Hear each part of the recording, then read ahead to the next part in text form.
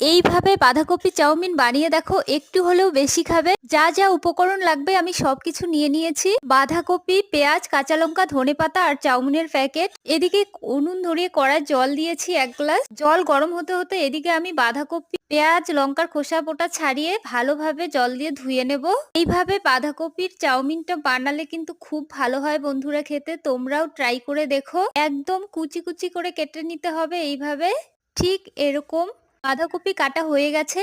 এদিকে জল গরম হয়ে গেছে, তাই আমি চাউমিন গুলো দিয়ে নেব। পেঁয়াজগুলো কুচি কুচি করে কেটে নিয়েছি, সাথে কাঁচা লঙ্কা, ধনেপাতা, সবগুলো উপকরণ খুব সুন্দরভাবে কুচি কুচি করে কেটে নিয়েছি। এদিকে চাউমিনটাও সেদ্ধ হয়ে গেছে, নামিয়ে ঠান্ডা জল দিয়ে ভালোভাবে ধুয়ে নিয়েছি। কড়ায় সাদা তেল দিয়ে পেঁয়াজ কুচি দিয়ে একটু ভেজে বাঁধাকপি, কাঁচা লঙ্কা, স্বাদ মতো লবণ দিয়ে আরেকটু ভেজে চাউমিন গুলো দিয়ে দেবো। সাথে ম্যাগি মশলাটা দিয়ে 2 থেকে 3 মিনিট ভেজে নামিয়ে নিলেই তৈরি ক্যাবেজ চাউমিন। রেসিপি তোমাদের কেমন লেগেছে